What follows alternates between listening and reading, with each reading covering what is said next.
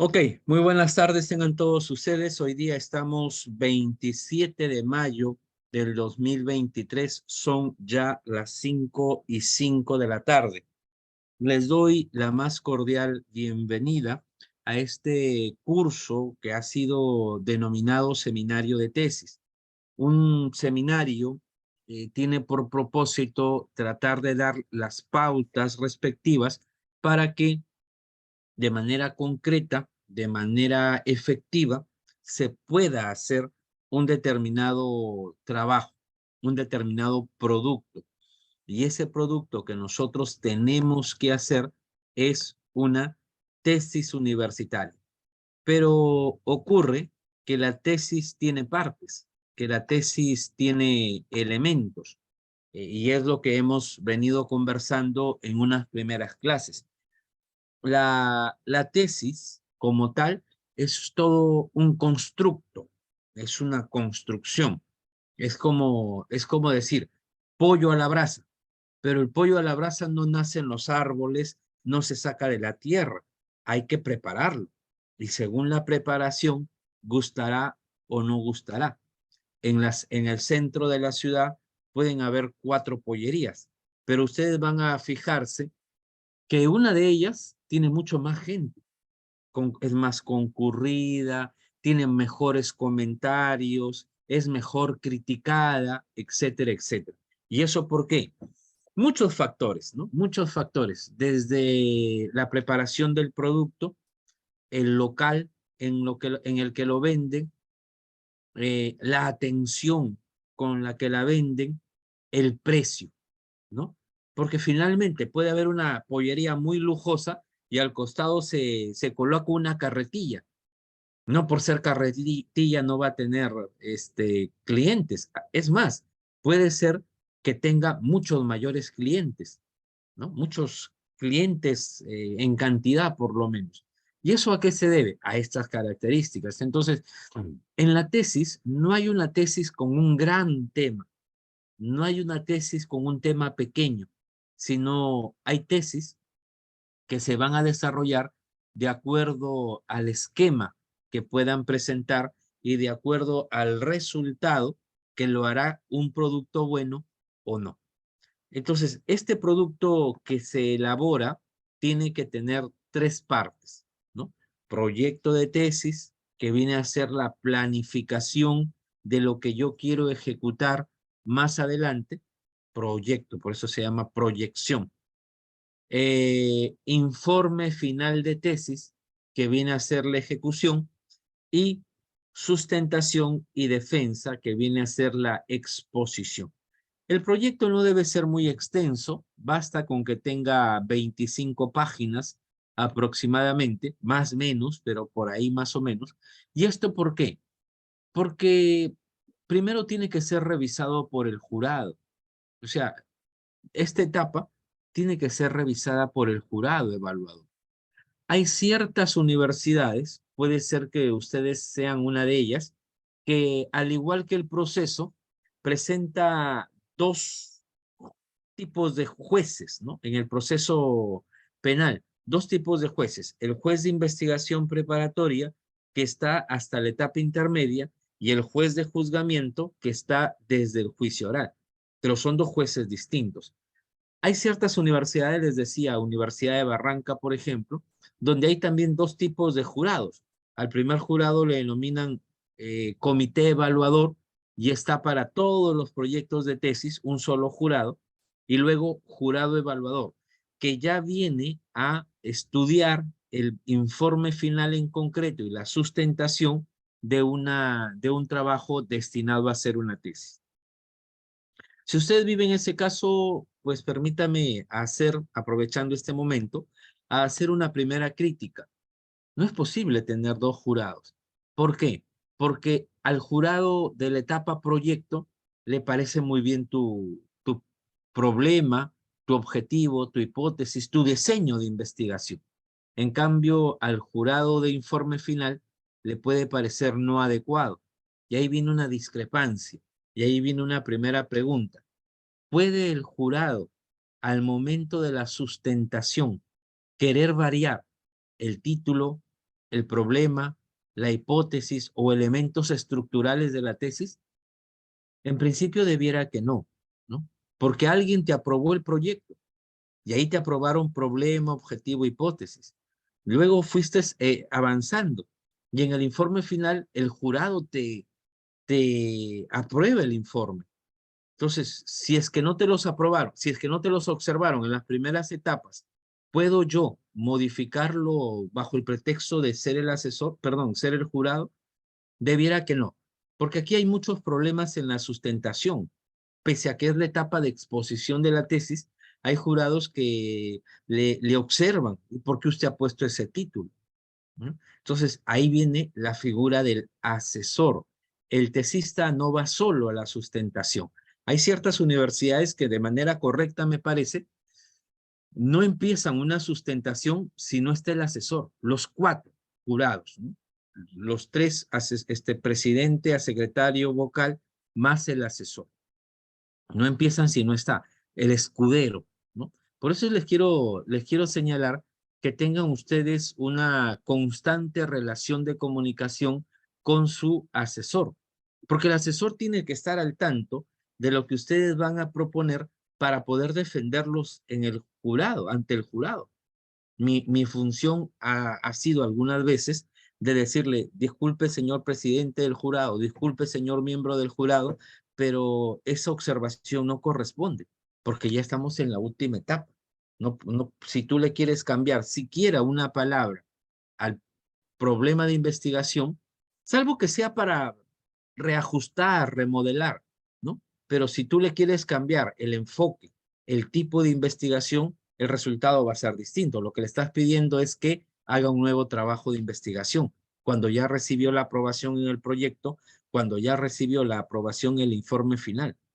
Entonces no correspondería. Hay que tener mucho cuidado porque de pronto también los jurados lo pueden tomar como una afrenta, ¿no? O sea, yo soy el jurado y nadie está por encima de mí. No, tampoco es correcto.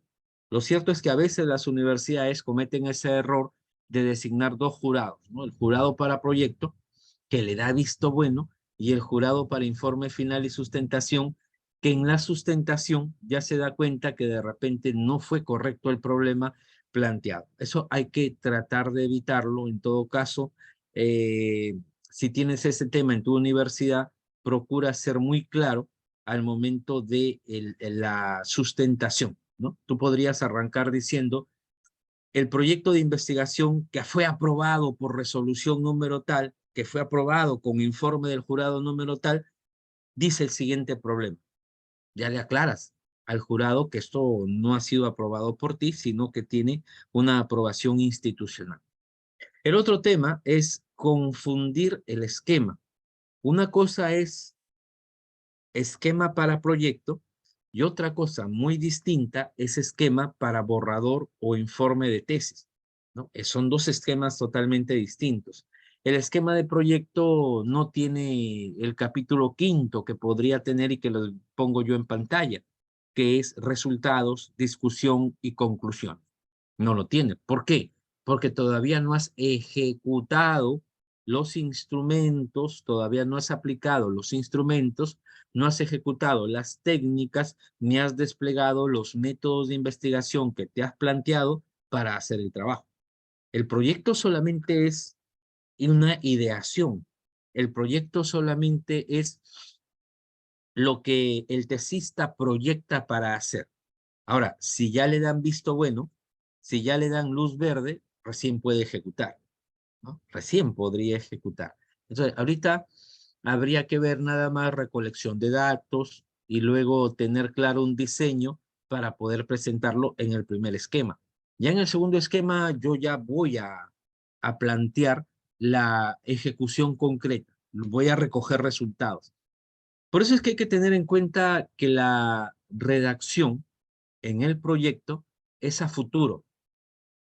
Se encuestará, se sustentará, se elaborará, se practicará, etcétera, etcétera, a futuro. Mientras que en el proyecto se planificó, se ejecutó, se realizó, se encuestó, se entrevistó, se obtuvo, ¿no? Es a pasado, porque ya lo ejecutaste. Lo único que estás haciendo es contar la historia, y la historia se cuenta en el pasado. No se cuenta ni al presente, ni se cuenta al futuro. Lo del pasado sirve para aplicarlo en el presente o aplicarlo en el futuro, pero no se puede redactar en un tiempo futuro lo que es lo que ya se ejecutó. Esa es la gran diferencia. Y les digo esto porque a veces tomamos gran parte de información, les decía, por ejemplo, cuando realizas tu proyecto tienes planteamiento del problema. También lo tienes en el borrador de tesis. Trasladas la información, pero cuando trasladas la información, tienes que hacerlo en verbo pasado. Mientras que el proyecto era verbo futuro, en el informe o borrador de tesis debe estar en tiempo pasado. Vas a pasar marco teórico, gran cantidad por lo menos. ¿Qué será? Pues podrías pasar 10 páginas de marco teórico de tu proyecto. En el informe final lo que vas a hacer es engordar esas 10 páginas, incrementarlas, y de repente sobre ese esquema tendrás 40 páginas, ¿no? 40 páginas. La metodología de igual manera, vas a pasarla, y el tiempo es importante. Así que no descuiden eso, porque de pronto he visto de universidades que por una coma o por una palabra mal consignada, el jurado lo devuelve, ¿no? Y a veces es todo un trámite, porque el jurado tiene que esperar a que los tres emitan su informe colegiado, se lo tienen que derivar a la institución a través de grados y títulos te lo tiene que comunicar, y tú lo tienes que presentar nuevamente a través de los canales oficiales, y es toda una demora, ¿no? Pero a veces también hay que tener en cuenta que cada procedimiento tiene sus plazos. Se me acercó el papá de una tesista, no voy a decir los nombres, pero se me acercó muy ofuscado, ¿no? Se acercó a la escuela muy ofuscado porque no le atendían a su hijo. Muy bien, no le atendían a su hijo. Ya llevaba días y no sé qué, estaba molesto con la secretaria. A mí me han designado recién en esa área, entonces va a buscarme y me dice, el señor fulano de tal viene molesto porque no le atienden, lo voy a atender yo. Entonces ya ni bien me vio, nos conocemos de tiempo, como que se bajó un poquito por ahí y después me explicó, ¿no? Lo que pasa es que desde tal fecha, viendo el sistema tenía razón, desde tal fecha le habían notificado al jurado y la escuela no había sacado el informe. ¿Cómo era posible? A ver, un momento. Si le notifican al jurado, el jurado es el que tiene que contestar. Y aparecía que el jurado no había contestado. Entonces, pero déjeme ver, justo era una tesis de derecho. A ver, déjeme ver para llamar a uno de los jurados. Muy bien. Entonces, ¿qué había pasado? Que el jurado había revisado el trabajo, ¿ya? Y por un tema de agilizar, le había firmado al señor el informe para que el señor lo presente. ¿Qué había pasado? Que la tesista lo había presentado, pero en procedimiento no corresponde, porque es el jurado el que tiene que informar oficialmente. Así que el señor tenía su informe a la mano y no valía, pues. Entonces hay que respetar también procedimientos. No por mucho madrugar se amanece más temprano. Entonces, la conclusión fue que el señor se apuraba cuando él tenía el documento en la mano no ingresado por los jurados. Ya estaba firmado todo de manera probatoria, pero no había sido ingresado de manera correcta. O sea, quiso correr en algún momento, pero se frenó porque no siguió el procedimiento. Recién ayer han informado nuevamente, la escuela tendrá unos días más, y él me decía, lo que pasa es que la jefa de mi hija dice que va a haber nombramientos, entonces quiere el título. Sí, pero eso es muy aparte de querer, querer sacarlo de la noche a la mañana. Hay que respetar plazos, ¿no? En mi universidad el jurado tiene 20 días para poder informar. Si no, puede solicitar cambio de jurado por tiempo, por demora en el tiempo. Pero nuevamente este jurado va a tener 20 días más. ¿Ven? Es cierto, también a veces se nos pasa a nosotros. A mí se me han pasado varias fechas, ¿no? Hasta que el tesista puede llamar al jurado. En mi universidad pasa eso, doctor, disculpe, con fecha tal, ¿no? o WhatsApp, un mensaje. Yo prefiero que sean mensajes, por ejemplo.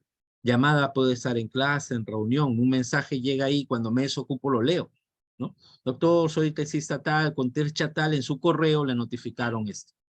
Ah, ya, ok. Y uno lo ve y dice, oh, sí, cierto. Inmediatamente prepara el informe, llama al otro jurado y le digo, oye, por ejemplo, ¿no? Doctor Máximo, tenemos este informe, ya nos pasamos de tiempo. Ya, doctor, se lo paso al otro jurado entonces, y el otro jurado se lo pasa a usted. Claro, pero si nunca nos hacen acordar, a veces los correos nos llegan uno tras otro, y uno abre el correo a las 12 de la noche cuando llega a su casa y dice, mañana lo reviso y mañana se te pasa, ¿no? Ocurre también eso, somos tanto el tesista como el asesor, como el jurado, somos seres humanos. Entonces, hay que tener en cuenta esto, porque a veces cuando estoy elaborando mi trabajo y hay ciertas demoras, te puedes ofuscar ¿y con quién la vas a agarrar? Con tu tesis, pues, ¿no? Que la secretaria no te atiende, no te contestan, miles de cosas pueden haber y te la agarras con tu tesis, ¿no? Porquería de cosa, ya no quiero saber nada. ¿Qué culpa tiene Fatmagul? Decía una novela, ¿no? Entonces, así como hay que tener paciencia para moldear tu trabajo, hay que tener paciencia para los plazos, hay que tener paciencia para las demoras, a veces involuntarias, que se realizan de la propia institución, porque eso va a afectar, ¿no? Eso va a afectar al trabajo final. Decíamos que para hacer una tesis en derecho, yo debo saber qué es derecho y debo saber qué es tesis. Y debo saber que el insumo principal del derecho viene a ser la conducta humana. Una conducta humana que va a desplegar un cierto resultado, tanto a nivel subjetivo como a nivel objetivo, según la percepción que nosotros podamos tener de la idea que queremos investigar. O sea, nuestro punto de vista, nuestro ángulo con el que vemos el tema, es un ángulo totalmente distinto al de los demás. Y eso es otro error que puede tener el tesista. Ahorita estoy revisando tesis, proyectos, tengo tutorías con un salón que tiene cerca de 40 estudiantes, que es una exageración para tesis, pero ahí vamos. Y de pronto el tesista me dice, doctor, yo iba a ser con mi compañera, ¿no? Iba a ser con mi compañera, hemos tenido discrepancias y nos hemos dividido. Ahora me he quedado sin tema. ¿Qué puedo hacer? Bueno, no, simplemente desarrolla el mismo tema. Tú has investigado, se entiende, junto con tu compañera han investigado, desarrolla el mismo tema. ¿Puedo? Claro que sí. Lo que pasa es que va a ser una perspectiva distinta.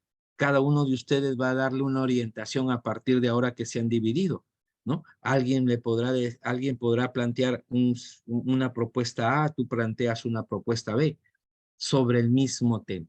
Si no, pues ya no podríamos investigar sobre alimentos, ya no podríamos investigar, nadie más podría investigar sobre prisión preventiva, nadie más sobre minería ilegal, porque todos ya han investigado eso. ¿Cuál es el punto? El punto que la tesis es una idea, la idea que busca generar conocimiento, un conocimiento que permita solucionar problemas, y los problemas que tiene el derecho son conflictos sociales, que no son atendidos, a pesar de que son conocidos, ¿no? Violencia familiar, es un tema conocido, es un tema estudiado, pero todavía no ha sido resuelto. Prisión preventiva, aborto, por allí matrimonio, concubinato, ¿no? Entonces son temas que ya han sido desarrollados, solo que no sabemos cómo hacer el tejido en el entramado social que me permita encontrar el camino para poder resolver. Y estas dos preguntas sobre todo, saber qué investigar y saber cómo investigar. Saber que el derecho es una ciencia y la ciencia caracterizada por una disciplina en particular, la hermenéutica. El derecho es la disciplina de la hermenéutica, es decir, la teoría de la interpretación que me permite tratar de indagar acerca del sentido y el alcance de las normas. Y para eso debemos recordar lo que es el método. El método es el camino que ha de mostrar un conjunto de procedimientos o pasos a seguir para alcanzar un objetivo respecto de un caso. Yo no puedo plantear mi tema si no tengo claro cuál es el método que voy a utilizar. No lo puedo hacer. Entonces, a estas alturas, ustedes deben haber leído ya mucho sobre método, metodología, método, técnicas y todo lo demás. Y le digo por qué. Porque a partir de ahora vamos a redactar, ¿no? Ya más o menos hemos dicho algo sobre método, técnica, pero para poder redactar yo debo haber leído. Así que si ustedes esperan que este curso sea una receta mágica para poder entender sin leer, ahí hay un gran error. Ya tenemos 2 o 3 semanas. A estas alturas les he dicho que hay que leer, leer, leer y leer en el campo tanto del aspecto teórico como en el campo del, acá está, tanto en el aspecto teórico como en el aspecto metodológico, como en el aspecto filosófico y como en el aspecto empírico. Debo leer, leer, leer y leer.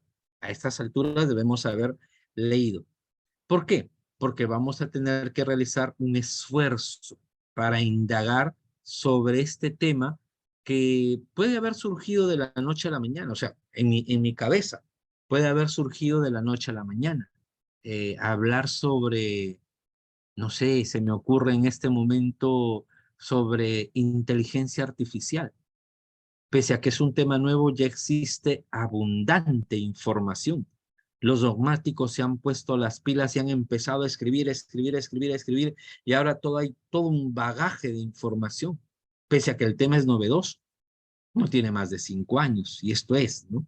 A nuestro país viene de aquí hace 1 año, 2 años, pero, como les digo, la información ya es bastante numerosa.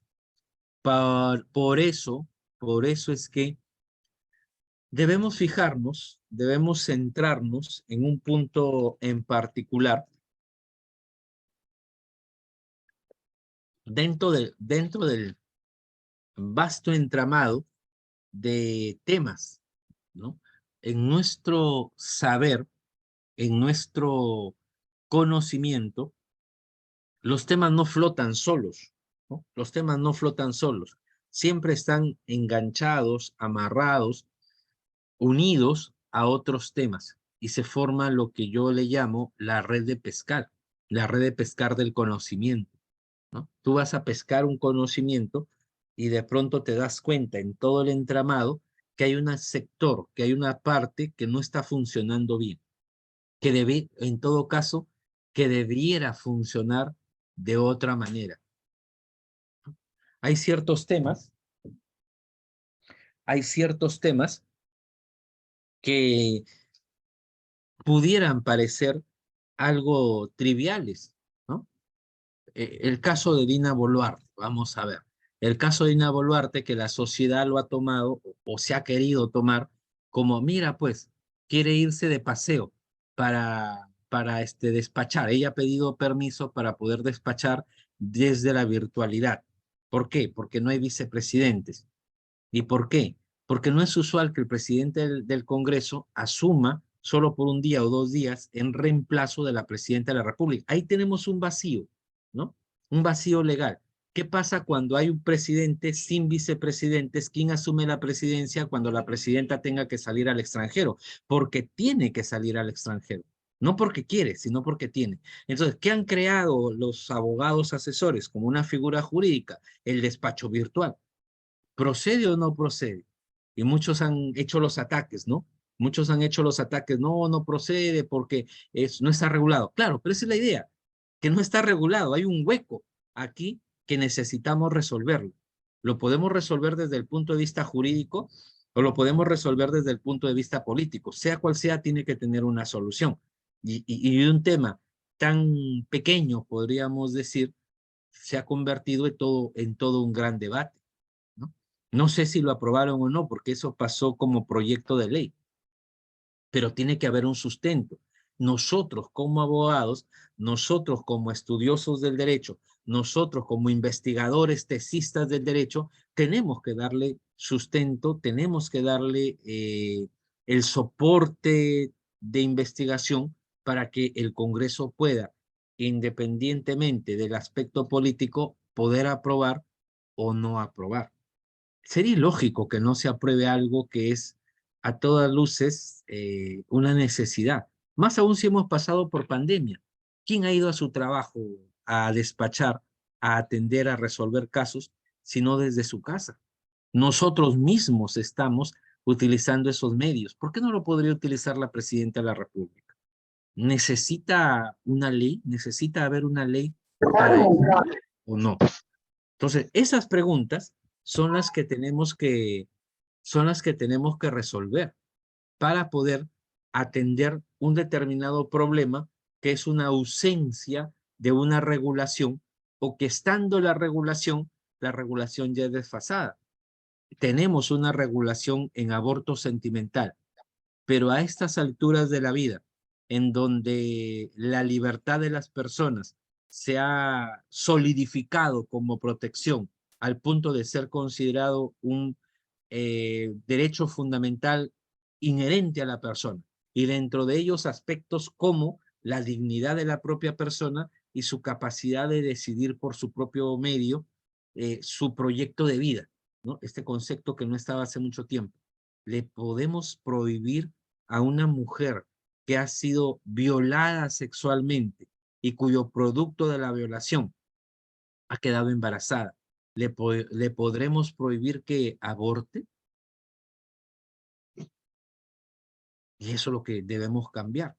Y eso es lo que tenemos que precisar en un trabajo de investigación. Que se nos van a presentar muchos esquemas. De pronto, cuando ustedes investiguen, van a tener que dejar de lado ciertos temas que pueden parecerles importantes, pero que si los abordan, harán que el camino como que se desvíe un poco, ¿no? Se desvía un poco. Los que hemos realizado trabajos grupales, y eso siempre ha sido en la universidad, y nos vamos y nos reunimos en la casa de un compañero, de una compañera para hacer el trabajo, basta que alguien hable de otra cosa, ¿no? Basta que alguien inserte en la conversación del trabajo grupal, basta que alguien inserte un tema que puede estar relacionado, pero que nos lleva terminando a una conversación distinta, y alguien tendrá que decir, nos estamos desviando del tema, o volvamos al tema, ¿no? Entonces, miren, esto es lo que ocurre en la tesis. Yo puedo estar investigando línea marrón, línea morada, y de pronto se me presenta la línea verde, que nada tiene que ver en el asunto que yo quiero proponer, pero por ser conexo, puede que me desvíe del asunto. Entonces, para eso yo tengo que tener claro, para eso es leer, leer, leer y leer, y a partir de allí identificar el tema según el diseño de investigación que yo tengo. No puedo arrancar nuevamente también. Leer, leer, leer y leer me permite escribir, pero no puedo escribir si yo no tengo clara la idea de lo que quiero. Mi trabajo va a ser de forma pura o aplicada. Mi trabajo es exploratorio en el tipo descriptivo, correlacional, explicativo, aplicativo o evaluativo. ¿Cuál de ellos es el tipo de investigación que voy a desarrollar? Porque según eso es el propósito de estudio. Descubrir, describir, identificar, determinar, aplicar, evaluar. Son acciones distintas. Una cosa es, a ver, vamos a ponerlo en el término cocina. Una cosa es calentar el agua, hacer que hierva el agua, y otra cosa muy distinta es cocinar, ¿no? Una cosa es calentar la comida y otra cosa es preparar la comida. Entonces, una cosa será explorar y otra cosa será explicar. No pueden ser tomados de igual manera. Entonces, el diseño de investigación. El enfoque, mi perspectiva sobre el tema, ¿va a terminar siendo solo numérica? O sea, hago toda una investigación para obtener cantidades y a partir de allí plantear una conclusión de las cantidades, o voy a tener que dar una breve referencia respecto de la condición, cualidad que pueda tener un determinado tema. O sea, ¿será cuantitativo o será cualitativo? El esquema, mi tema, ¿me permite hacer experimentos o no me permite hacer experimentos? Y el estilo, el recojo de datos, ¿no? Las veces en las que voy a ir a recoger datos, ¿será de manera horizontal o será de manera transversal? Y una vez que yo tenga claro ese primer aspecto metodológico, ya puedo empezar a redactar. Y lo primero que se redacta, porque así lo piden algunas instituciones, es el título de investigación. Yo considero que es lo último que se debe hacer, ¿no? Porque imagínense ustedes, no sé, imagínense ustedes que para poder casarme, ¿ya? O siquiera para poder registrar el número de en el registro mi convivencia, ya sea que me case o ya sea que conviva, pues el registrador me pida nombre de los hijos. Pero si todavía no tenemos, sí, pero vas a tener, ¿no es cierto? Entonces, tienes que darme el nombre de los hijos para poder casar. O sea, desde que arrancas vas a darme el nombre de tu investigación. Eso no es posible, pero bueno, hay algunas universidades, la Sánchez Carrión, Barranca también, Lambayeque, la San Martín, si no me equivoco, que piden el título de investigación. Lo peor de todo es que emiten resolución, y ese es otro problema, porque mucho personal administrativo cree que la resolución es un tema que es soleado y sacramentado y que no puede cambiar. Puede cambiar en cualquier momento, ¿no? Yo puedo pedir tantos cambios crea por conveniente, porque hoy investigué, se lo presento como tal a mi asesor, el jurado puede tener una percepción distinta, el jurado puede variar también la percepción y al final el producto termina siendo cuajado al final del camino. Por eso es que los baby showers, ¿no? No se hacen cuando recién la madre se entera de que está embarazada. Se hacen al final casi del proceso, ¿no? Donde ya sabes si es mujer o si es varón, donde ya te pusiste de acuerdo cómo se va a llamar.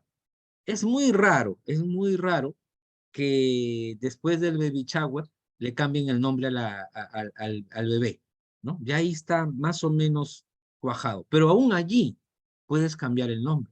Aún cuando estás para firmarlo, tú le pusiste Juan Miguel, pero de pronto le dices al registrador, no, no, voy a cambiar de nombre, que se llame Santiago Miguel. Ahí, pleno registro.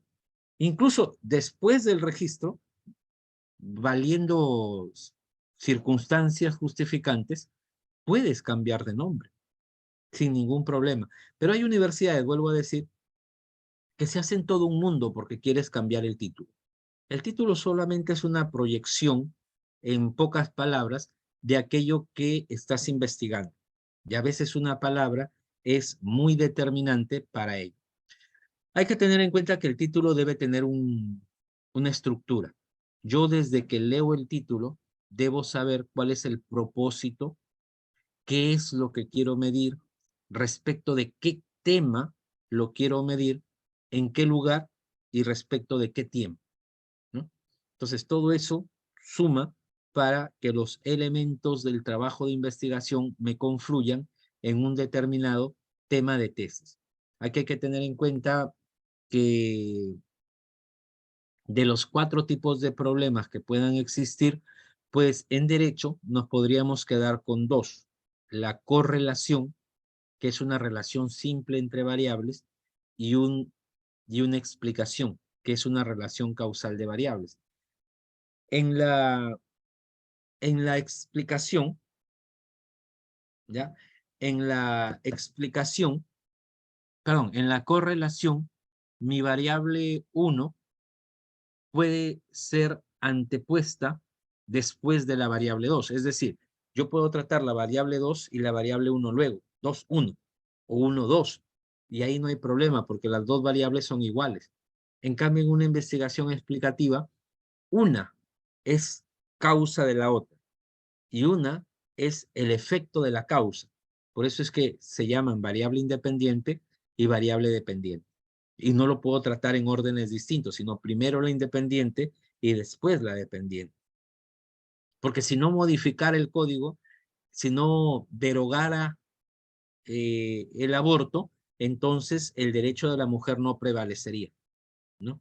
El derecho de la mujer no va a prevalecer para modificar el código, es al revés. Primero modificas el código en las circunstancias que tú crees que desprotege a la mujer para luego darle mayor valor al derecho de la mujer.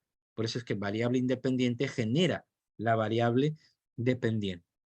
Entonces, esos son aspectos metodológicos que deben conocerse, ¿no? Deben conocerse. Este curso es para preparar, no para precisar, digamos, ¿no? Eso lo deben hacer ustedes en el transcurso de la semana, de lunes a viernes, ¿no? De lunes a viernes debería hacerse esto para que de pronto sábado y domingo podamos tener algo más claro. Me están pasando recién hoy día, faltando 5 minutos, o en este momento estoy viendo que me están pasando los temas. Y la cosa no funciona así, ¿no? La cosa no funciona así, yo los esperaba de lunes a viernes. Ahorita tendría que suspender la clase para leerlos. No sé si es un problema de ustedes o es un problema de Magíster, en cuyo caso es un jalón de orejas para Magíster, ¿no? Pero tratar que yo los lea en este momento, creo que es un poco complicado el asunto. No es que porque no pueda, sino creo que hay que hacer las cosas bien, ¿ya? Yo estoy recibiendo acá de Magíster, recién estoy recibiendo, me parece, 2 trabajos. Lo vamos a dejar para el día de mañana. Hoy día voy a intentar continuar con la situación problemática, aspecto central de la investigación, la formulación del problema, la justificación, vamos a ir avanzando, la justificación, los objetivos y la delimitación. Casi vamos a terminar con el trabajo. Una situación problemática. En términos generales, la situación problemática es la narrativa que se tiene acerca del problema de investigación, un contexto. Por eso que se le suele llamar planteamiento del problema, situación problemática, realidad problemática, contexto problemático. Se suele llamar de varios nombres. Cualquiera sea el nombre que utilice la universidad en su esquema, lo cierto es que se trata de un contexto en el que el tema de investigación se encuentra conflictuado. Por decirlo de otra manera, vamos a retroceder. Yo tengo que hablar de todo lo que veo acá, ¿no? De todo lo que veo acá. Lo puedo hacer de manera inductiva o lo puedo hacer de manera deductiva. Es decir, puedo ir desde el agujero hacia todas las ramas que tiene esta red, o puedo ir desde las ramas de la red hacia el agujero. Lo cierto es que vamos a hablar siempre en torno al problema de investigación. Siempre vamos a hablar en torno al problema de investigación, ¿ya? Y el problema de investigación va a estar centrado en resolver un problema. Y eso es la situación problemática. Yo puedo decir, en el Perú, el tema de la prisión preventiva se relaciona tanto en el campo constitucional porque tiene que ver con un derecho fundamental como es la libertad, y empiezo a narrar la línea morada. Tema que es crucial para el derecho penal, toda vez que es allí donde se determina su primer presupuesto, que es el pronoxis de pena, en torno a si el delito cometido es grave o es leve, grave o muy grave. Y será la penalidad, será la norma de sanción. Recuerden ustedes que el tipo penal tiene 2 partes, la norma de conducta y la norma de sanción. Entonces será la norma de sanción la que determine la prisión preventiva. Por lo tanto, el aspecto verde es el del derecho penal. Pero también tiene que ver sobre todo con el derecho procesal penal, porque el derecho procesal penal hace viable en un proceso la aplicación o no de una medida cautelar, y ahí estoy en el campo marrón.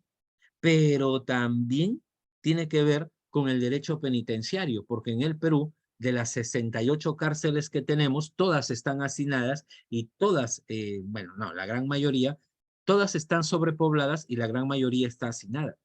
Y si yo no conozco la diferencia entre hacinamiento y sobrepoblación, ya estoy frito, ¿no? Porque el jurado me va a decir, oye, no sabes algo básico, ¿no? Pero, doctor, ¿qué tiene que ver mi tema, prisión preventiva, con derecho penitenciario? Claro, porque cuando el juez decida enviar a una persona a la cárcel, ¿a dónde lo va a enviar? A la cárcel, pues, ¿no? A la cárcel. Y ese está el derecho penitenciario, el INPE. Y si yo no sé siquiera lo que es el INPE, siquiera qué función cumple, todo eso, si yo no lo sé, entonces no tengo nada claro, ¿no? Tiene que ver con educación, tiene que ver con reeducación incluso, y ahí está el aspecto de la línea negra. O sea, todo eso es mi contexto problemático, pero yo solamente voy a hablar de la ausencia de nudo. Ya a eso se le llama, mientras que a todo se le llama situación problemática, a esta parte del nudo, donde llega la línea roja, a esa parte del nudo se le llama formulación del problema. En términos objetivos, numéricos, podríamos decir que la situación problemática es una narración que puede tener un aproximado de 2 a 3 páginas. 2 a 3 páginas. Yo narro, cuento la historia sobre lo que quiero investigar en 2 o 3 páginas. Y esas 2 o 3 páginas las voy a tener que resumir en una fórmula del problema. Y a eso se le llama formulación del problema. ¿Ya? Todo lo que yo he dicho en 2 o 3 páginas lo tengo que condensar, ¿ya? Lo tengo que condensar en una sola pregunta. En una sola pregunta. ¿Vieron ustedes Perfume de Mujer? ¿No? Perfume de Mujer, más allá de las muertes de las mujeres, este joven le sacaba los olores, ¿no? Le ponía cera al cuerpo de las mujeres recién muertas, le sacaba cera, cantidad de cera ahí impregnada, y luego lo ponía en un tonel, en un depósito de vidrio grande, ¿no? Grande era el depósito, y lo ponía a hervir. Hervía, hervía, hervía, hervía, hervía, y sacaba 2 o 3 gotas. Esa es la formulación del problema. Es el sumo, es la esencia de todo lo que he conversado, de todo lo que he dicho, de todo lo que he hablado sobre el contexto en el que se encuentra el tema. Por eso es que puedo empezar tanto de allí, de adentro hacia afuera, o de afuera hacia adentro. Hay partes. Hay partes para poder formular la situación problemática. Una primera parte ya la hemos visto, ¿no? Generar la idea de investigación. Es el primer paso de toda tesis, generar la idea de investigación. Ante la propuesta de una posible investigación, es posible aplicar una serie de criterios para evaluar a priori el valor e importancia del esfuerzo que vamos a realizar. ¿Conviene realizar la investigación? Conveniencia de su realización. Relevancia o posible impacto. ¿Cuál es el impacto social, formal, valorativo que puede tener mi investigación? ¿Cuáles son las implicancias prácticas y cuáles son las consecuencias? ¿No? Por ejemplo, si quiero investigar el aborto y quiero proponer que o las drogas, si quiero despenalizar el consumo, no, el consumo está despenalizado, el tráfico ilícito de drogas menores, marihuana, yo debo pensar cuál será el efecto sobre la sociedad, ¿no? Si de mañana más tarde el Estado o terceros empiezan bajo una autorización a vender marihuana, ¿tendremos más drogadictos en el Perú, ¿no? Eso también tengo que contestarlo, porque si no estaría metiéndome en un problema social. Nadie se ha preguntado, y ahí viene el problema, de que cuando se le quitó al control social informal la potestad de corregir y de pronto castigar a los hijos que se portan mal, nadie está previendo que ya hay problemas. Las estadísticas de pandillaje pernicioso se han elevado, ¿no? Claro, el padre ya no se mete porque si no caería en un tema de violencia familiar, se le da un chicotazo, le agarra de las orejas al niño, o la profesora de escuela ya no se mete, ¿no? Ay, ¿qué es eso? No, yo no me voy a meter, porque si no la llevan a la fiscalía por un tema de violencia también contra el grupo familiar y el entorno. Entonces, ya el niño está creciendo creyendo que, ¿no? El niño está creciendo creyendo que a él no se le puede tocar. Una cosa es corregir y otra cosa muy distinta es maltratar. Hay que tenerlo en cuenta. Pero ¿quién define esa clara línea? ¿Quién define esa clara línea?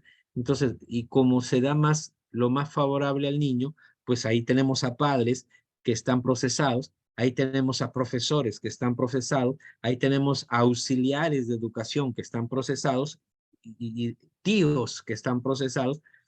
Me llamó hace poco un amigo explicándome ese caso, ¿no? Explicándome que su sobrino es una joyita, por decirlo menos, y que él ha procedido pues a darle su correazo y ya recibió la citación de la fiscalía abriendo diligencias preliminares.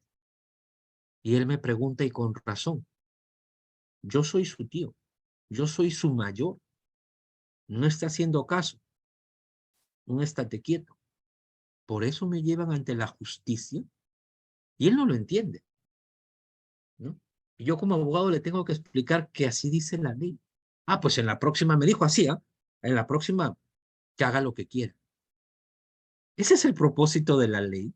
Entonces, ¿qué implicancias prácticas tiene lo que yo proponga ahora a futuro? No lo puedo dejar suelto, ¿no? Yo tengo que plantear eso. Valor teórico o contribución al conocimiento y qué utilidad metodológica le vas a dar. Primer punto, generar la idea. Ustedes ya tienen generada una idea. Elección del tema de investigación. A nivel de procesos investigativos, lo importante es elegir el tema, ya que el problema se deriva de este. Yo tengo claro una idea, generar una idea. Luego, tengo que, de las múltiples perspectivas que yo tengo que elegir un tema. No puedo desarrollar todo.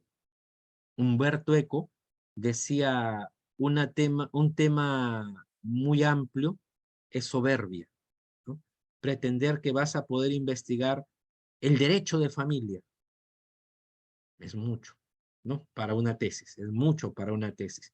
Pretender que vas a poder investigar los deberes y obligaciones de los padres también es mucho. Tendrías que ir luego pasando al tercer punto, que es delimitar el tema. Generas la idea, eliges el tema, delimitas el tema de investigación. Y delimitar, ¿qué es?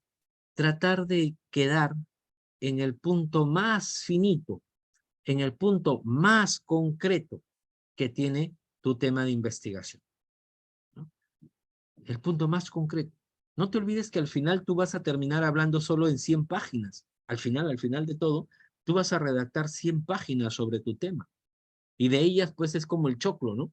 De ellas quítale la panca, quítale las hojas. Te va a quedar una mazorca con sus granos. E incluso quítale la mazorca, ¿no? Quítale lo de en medio y te vas a quedar solo con granitos. Y de eso solamente algunos o uno podría ser el objeto de tu estudio. Digo yo también, cuando tú vas a un aula, cuando te vas a la universidad y te dicen un aula, no escoges todas las aulas, tú no puedes ingresar a todas las aulas, tú escoges un aula o te escogen un aula.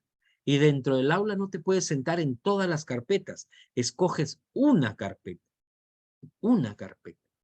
Ese es el tema. Yo puedo tener toda una universidad, tema de investigación.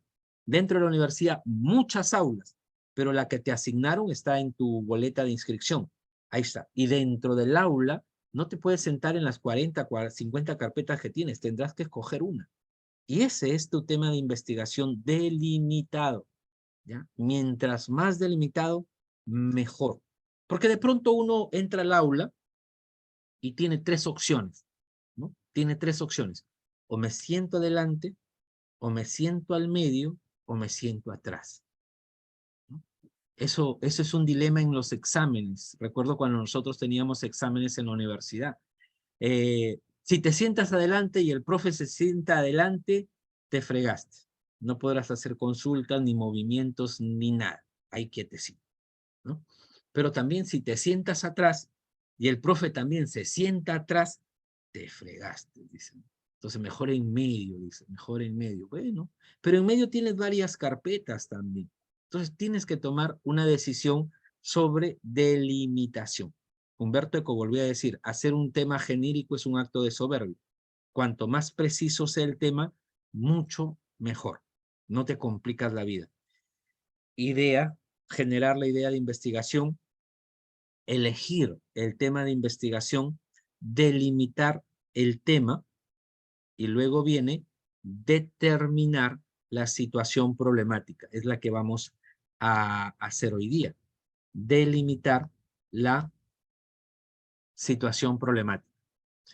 En este rubro, teóricamente, el investigador nos planteará los diversos aspectos conflictivos que el tema presenta, precisando desde aquellos que se le relacionan de manera directa o cercana, como los que se le relacionan de manera indirecta o lejana. La red de pescar, ¿no? Todos los ejes temáticos de la red de pescar.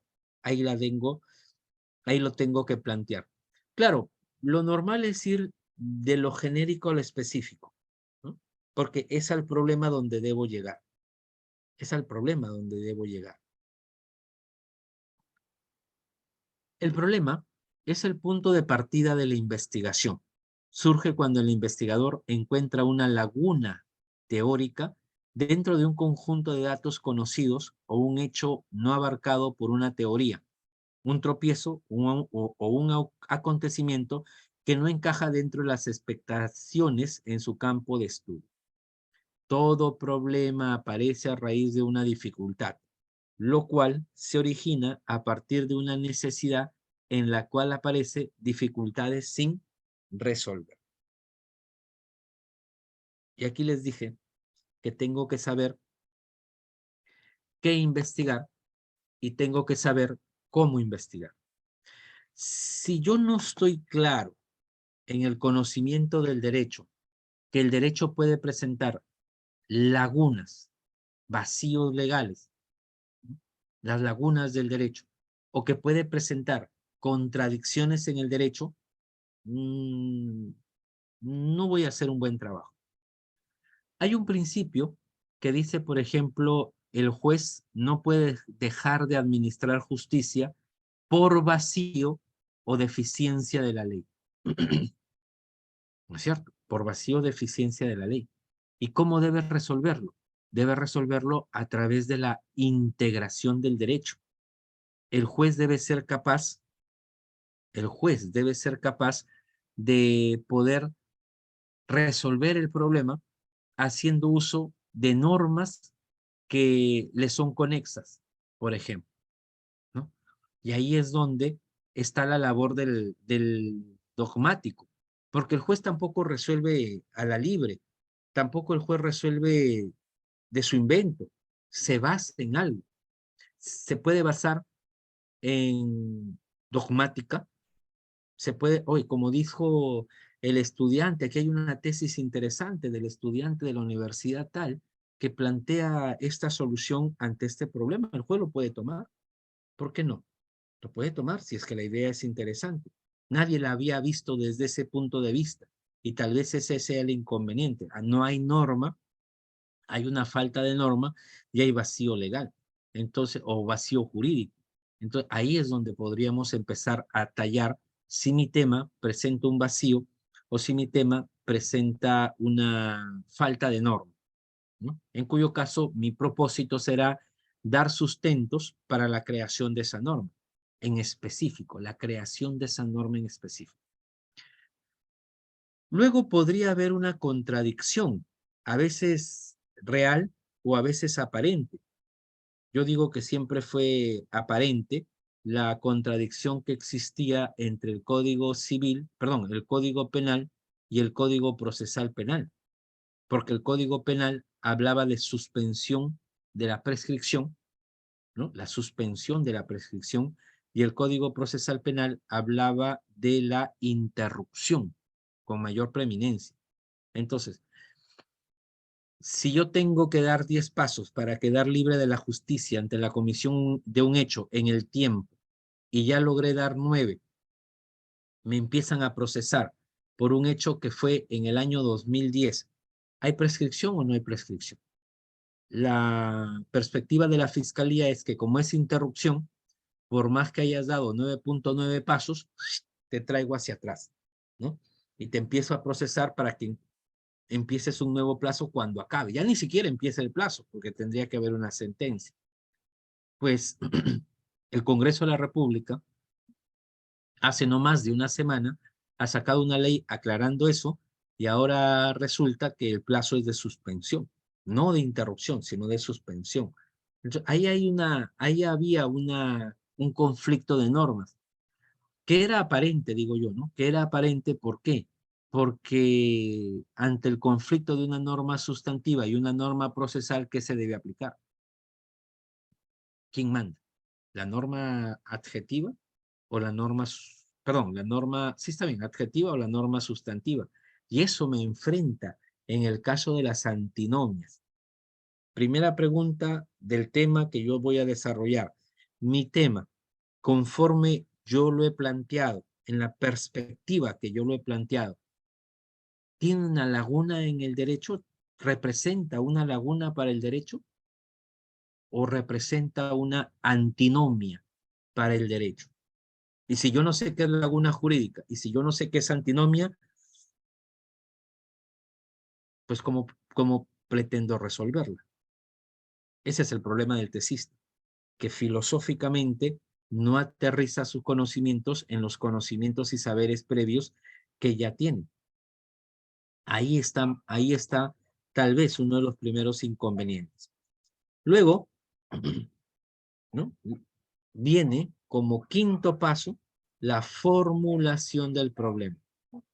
El problema en fórmula. La formulación del problema es la presentación racional de lo que se va a investigar.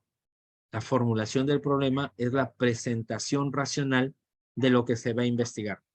Debe presentar una idea clara y precisa del contexto problemático a investigar. Es decir, en forma rápida y sintética, nos presenta el problema a tratar y debe realizarse con el criterio siguiente: a mayor extensión, menor comprensión; a menor extensión, mayor comprensión. ¿Ya? Un ratito. Hijito, ve que la perra no ladra. Gracias. Entonces, allí tenemos que tener algo concreto. La formulación del problema no es para explicar. La formulación del problema es para indicar algo concreto. Por eso es que para explicar tenemos la situación problemática. 2, 3 páginas, 10 párrafos, cantidad de líneas, cantidad de palabras. Está la situación problemática. Y digo lo que yo quiero. Pero en la fórmula debo utilizar las palabras concretas. ¿Ya? Debo utilizar las palabras concretas.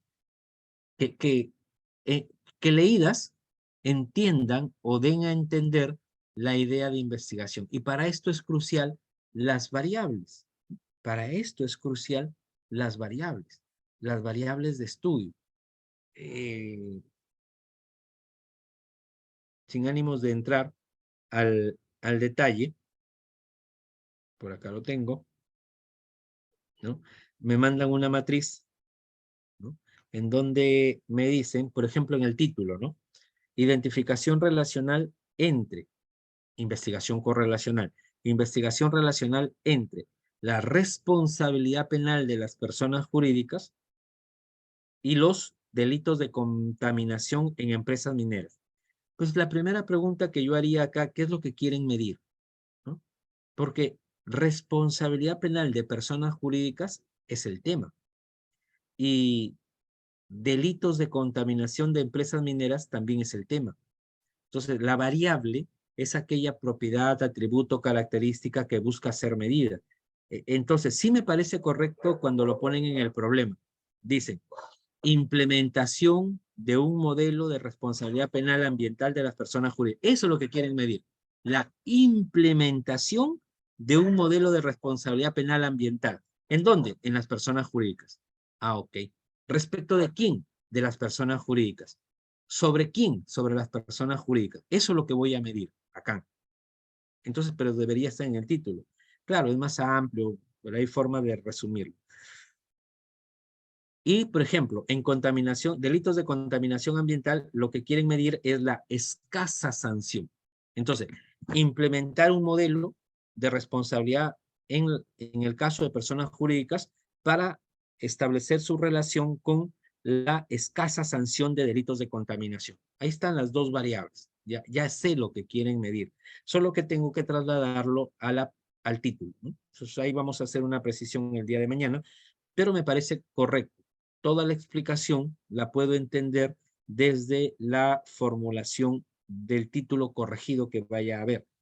Y esa es la pregunta problema, ¿no? Yo leo la pregunta: ¿qué relación existe entre la implementación de un modelo de responsabilidad penal ambiental de las personas jurídicas frente a la escasa sanción de delitos de contaminación ambiental realizados dentro de estructuras empresariales mineras? Y lo entiendo. Y tal vez, no tal vez, sino al momento de leerlo, en la situación problemática yo ya voy a tener mayor precisión. Debe presentar una idea clara y precisa del contexto problemático a investigar. Todo problema aparece a raíz de una dificultad. Esta se origina a partir de una necesidad que existe en la realidad, en la cual aparecen dificultades sin resolver o estando resueltas, aparentemente por estar en una ley, no encuentran todavía una adecuada solución. De allí la necesidad de hacer un planteamiento adecuado del problema a fin de no confundir efectos secundarios del problema a investigar con la realidad del problema que se investiga. ¿Cómo se redacta una situación problemática? Aquí hay unas pautas. No es una camisa de fuerza, ¿no? Pero podríamos empezar diciendo cuál es el problema. Un párrafo, ¿no? Hablemos de párrafos. Párrafos es el conjunto de palabras que se agrupan en torno a una idea y posiblemente a algunas preguntas, más o menos así. Vamos a ponerlo por acá. Vamos a buscar el Paint. Entendamos que esta es mi página, ¿ya? Entendamos que aquí tengo mi página, mi hoja en blanco, y la hoja en blanco va a estar conformada, según los márgenes, va a estar conformado por varios párrafos. Ahí tengo posiblemente un primer párrafo, tengo otro párrafo, algunos párrafos son más delgados, otros son más extensos. Para esto APA también tiene reglas, ¿ah?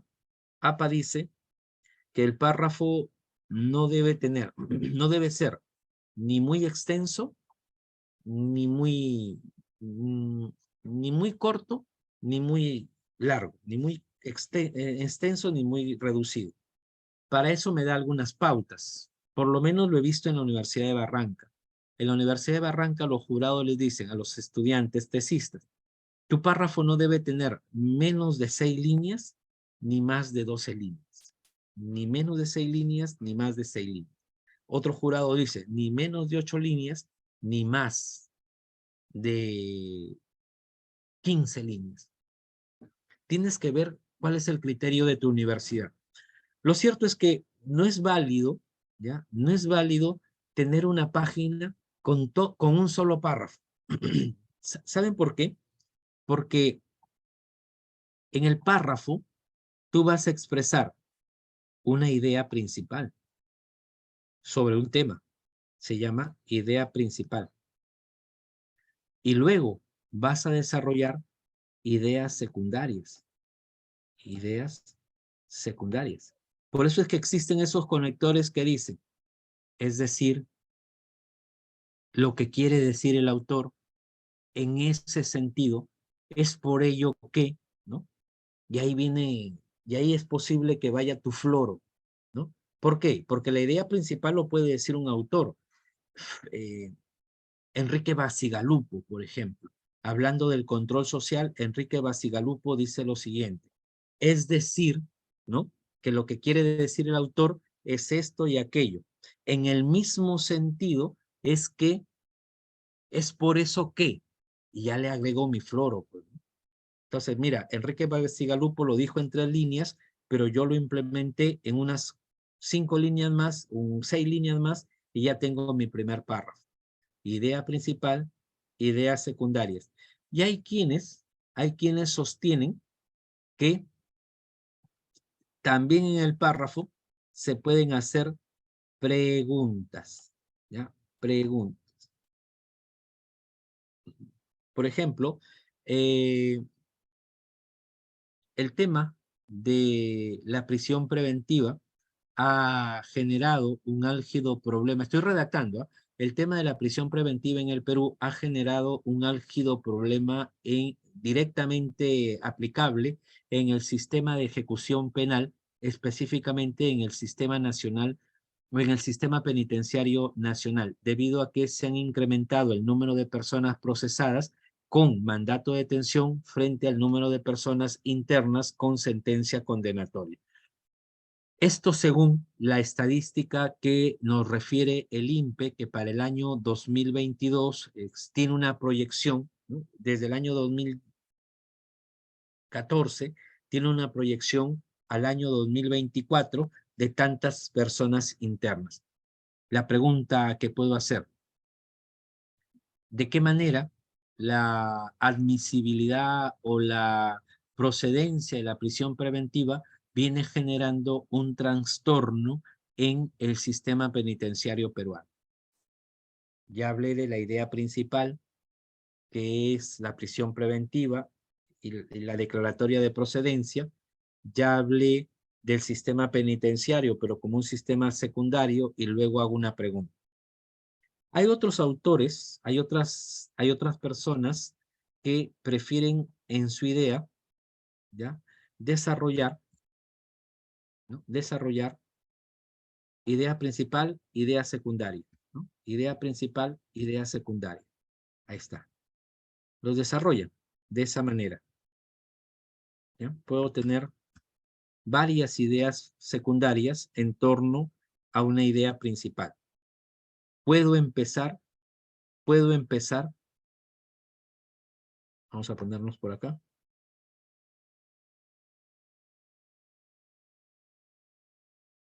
Esa es mi otra página. Puedo empezar, aquí están mis márgenes, más o menos ahí, más o menos ahí. ¿Ya? Puedo empezar con la idea secundaria. Puedo empezar tratando de hacer unos pequeños apuntes, ¿no? Realizo unos pequeños apuntes respecto de este tema. ¿Ve? A ver. Ya, voy a copiarlo acá, pero permítanme un ratito. Puedo intentar hacer una breve explicación del tema de investigación. Podría intentar, ¿no?, hacer una breve explicación de este tema y luego ya podría plantear una idea principal. O sea, sobre las proyecciones que yo tengo, puedo luego plantear una idea principal. Depende de la narrativa que realicen ustedes, ¿no? No todas las películas empiezan con que el actor principal nació y después creció y después murió, ¿no? A veces hay películas que nos presentan la trama desde la muerte del actor principal y van hacia atrás. Depende cómo lo quieras contar tú. Esta historia, esta parte que se llama, vamos a ponerle el nombre, esta parte que se llama situación problemática, independientemente del tema que le haya dado tu universidad, es para que tú te luzcas, es para que el tesista se luzca, porque él va a explicar con sus propias palabras, con sus propios términos, con sus propias ideas, va a indicar lo que para él es el tema, lo que cada uno de ustedes es el tema. Entonces, esa es la primera ventana, la primera parte para tratar de captar la atención del jurado. Por eso es que tienes que ser lo más cauto posible, tienes que ser lo más preciso posible para que te pueda entender el jurado. En estas 2 o 3 páginas, ¿eh? Estas son cruciales, esas son el inicio para poder explicar el problema de investigación. Idea principal, idea secundaria, y si es pertinente, pregunta, ¿no? Entonces, hay algunos autores, les decía, que recomiendan hacer esta figura, ¿no? Idea, idea, pregunta. Idea principal, idea secundaria, preguntas. Muy bien, más o menos lo hacen así. Y así se vería en una construcción de situación problemática, más o menos. Pero hay otros autores que dicen, no, es mejor primero desarrollar varios párrafos o toda la situación problemática, desarrollarla en torno a idea principal, idea secundaria, ¿no? Y después hacer una serie de preguntas, dice, ¿no? Entonces, a esto algunos le llaman problematización del problema. Ahí está. Preguntas, preguntas, preguntas. Y ahí empiezan. Lo antes desarrollado nos permite preguntarnos lo siguiente. Tal, y haces una batería de preguntas. Ya depende de cada uno de ustedes, ¿no? La narrativa, como les digo, es propia de ustedes. Nadie les podrá decir que está mal redactado, a no ser que tus signos de puntuación estén fuera, desubicados, a no ser que no utilices de manera adecuada las mayúsculas y las minúsculas, a no ser que tu sintaxis no sea correcta. Ya, por lo demás, por el fondo, la idea no puede ser cuestionada. Por eso es que aquí tiene que ser lo más clara, lo más limpia posible. Sea como sea lo que lo presentes, ¿ya? Sea como sea que lo presentes, podríamos tener otro párrafo, vamos a ponerlo por acá. Más o menos así se vería, en perspectiva, más o menos se vería así.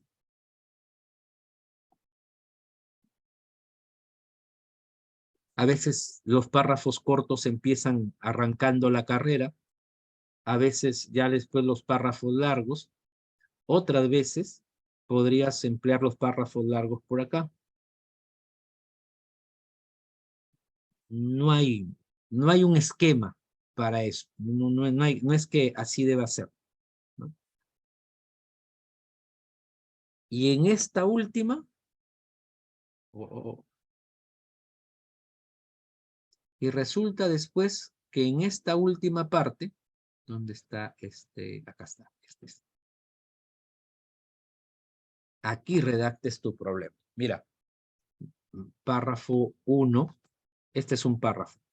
Párrafo 1, ponerlo en rojo. Párrafo 1, párrafo 2, párrafo 3, párrafo 4,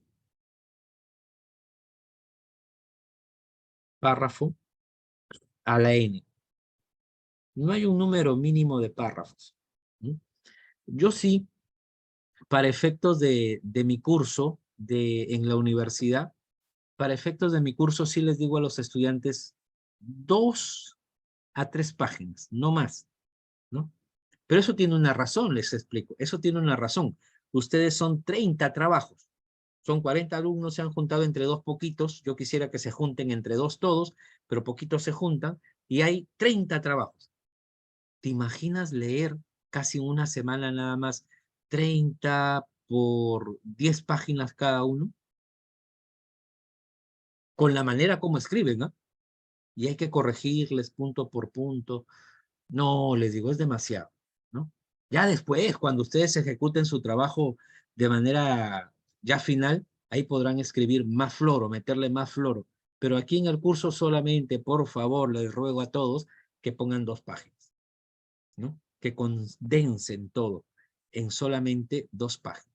Pero es por la conveniencia del docente, pero de allí ustedes pueden preparar o pueden desarrollar conforme mejor establezcan. Pero también tengan en cuenta, ¿ya? Muchas veces, chao, también tengan en cuenta que a veces el pez por la boca muere. Así que, ¿qué digo en mi trabajo? A veces es un poco difícil, ¿no? Es mejor ser lo más concreto posible, ¿no? Porque a veces puedo confundir algunas cosas, a veces puedo hablar de más de repente, ¿no? ¿Qué significa hablar de más? Que me voy por un tema en el que yo no quería ir y de pronto el jurado dice, oye, pero esto me parece adecuado. Sí, pero no es el tema que yo quería desarrollar, pero aquí lo dices, ¿no? Tú mismo lo estás diciendo. Sí, cierto, yo mismo lo estoy diciendo. Se me fue. Podría ser, ¿no? O sea, mientras más concreto, mejor. ¿Ya? Entonces, aquí es donde hablo de la situación problemática. Desde el punto número 1, mejor dicho, desde el párrafo número 1 hasta el párrafo número, vamos a ponerle números ya de una vez, creo que sí podemos hacerlo. Decíamos que este es el 5.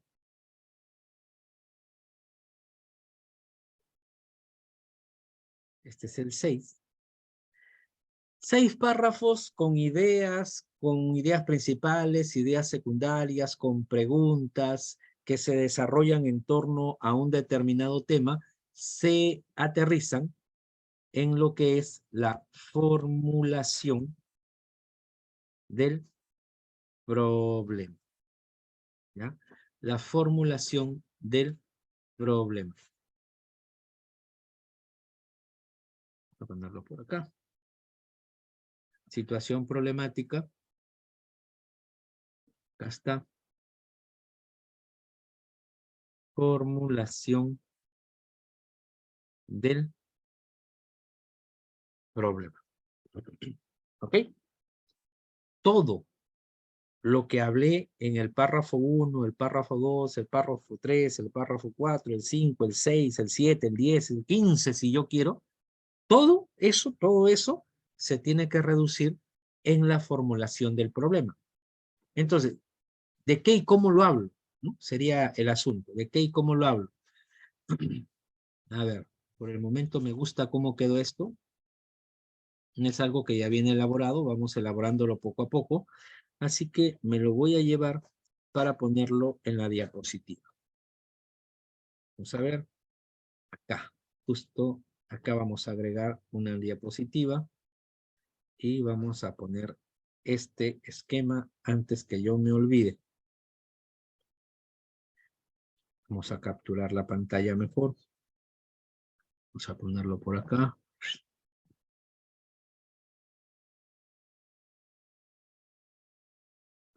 ¿Está?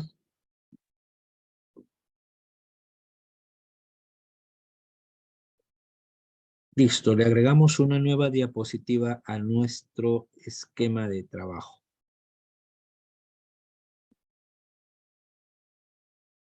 Ya después la explicaré. Listo, les digo, ¿cómo redactan? Entonces, ¿qué pondré en mi párrafo 1? ¿Cuál es el problema? Lo hablaré. ¿Cuál es el problema con mis propias palabras? Idea principal, idea secundaria, preguntas. Mi segundo párrafo, ¿cómo surge el problema? Para eso ya lo investigué. ¿Por qué surge? Los puedo juntar los dos. ¿Cuál es el problema? ¿Cómo surge? ¿Por qué surge? ¿Cuándo surge? ¿Dónde surge? ¿Cuáles son las características que presenta el problema? ¿Cómo se manifiesta? ¿Qué se propone? Lo debo dejar para un penúltimo párrafo.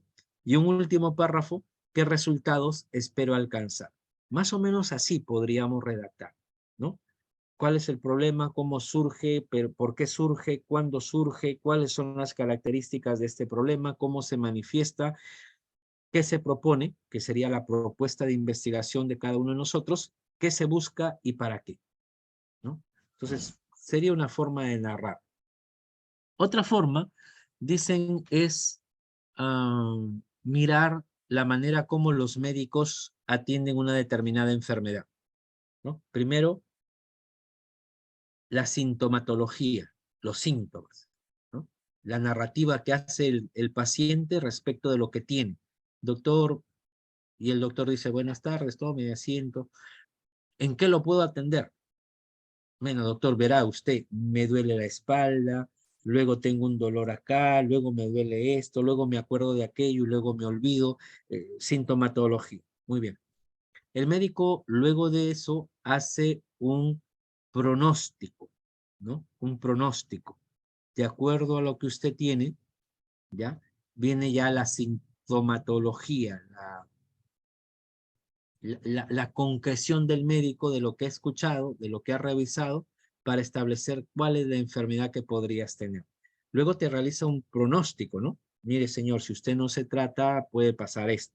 Y luego viene una parte que se llama control del pronóstico. Y luego viene una parte que se llama tratamiento.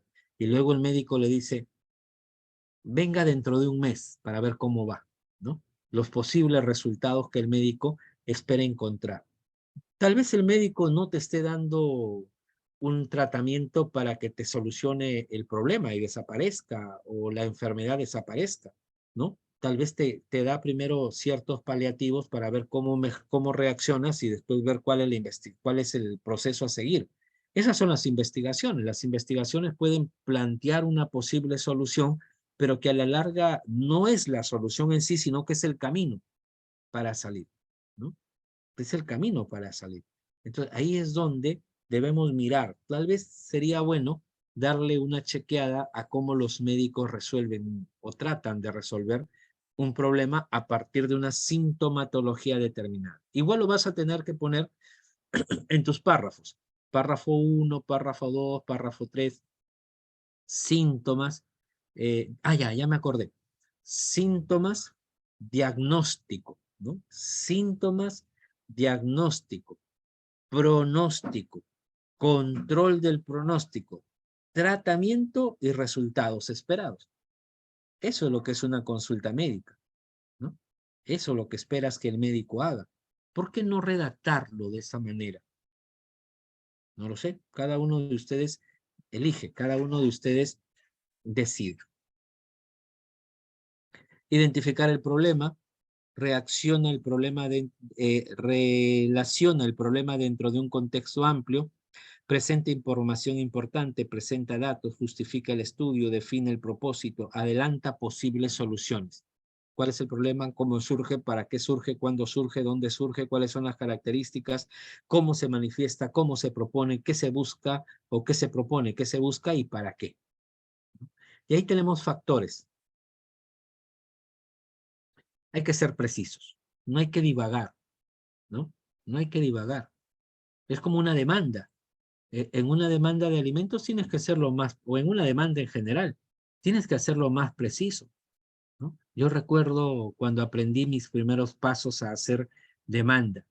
Yo veía a mis compañeros que ponían, pues, como que la señora nosotros teníamos consultorio jurídico gratuito cuando estábamos en 5º año de derecho, más o menos 10º ciclo, y llegaba una señora, pues, ¿no? Y decía, mire, joven, mi esposo, yo lo conocí cuando era joven y de pronto nos enamoramos y de pronto él me invitaba al cine, me invitaba el chaufa y luego nos fuimos enamorando poco a poco y creció nuestra primera hija previamente al matrimonio, que fue muy bonito en una finca. ¿Para qué quiero saber yo todo eso? ¿No? Yo lo único que quiero saber es que el señor tiene una hija con la señora, o la señora tiene una hija con el señor y no le pasa alimentos. ¿Y cuánto gana? Sobre todo, ¿no? Entonces, debemos ser precisos. Y no faltaba colegas, amigos, que narraban todo eso, ¿no? Y al juez, ¿qué le interesa tu historia amorosa? No le interesa nada tu historia amorosa. Directo al grano. Una demanda de 2 o 3 páginas. Suficiente en el tema de alimentos. Señor, con el demandado tenemos un hijo procreado, acá está su partida. Yo gasto tanto de alimentos en él, yo pago la mitad, pero él no paga nada, así que pido que le imponga una pensión de 800 soles porque él gana esto. Se acabó la historia. Tenemos que ser lo más precisos posibles. El juez tampoco tiene tiempo para leerte, como que el jurado tampoco tiene tanto tiempo para leerte. Yo venía hoy día a Chiclayo, ¿no? Venía hoy día a Chiclayo y ahí he estado leyendo los trabajos de tesis.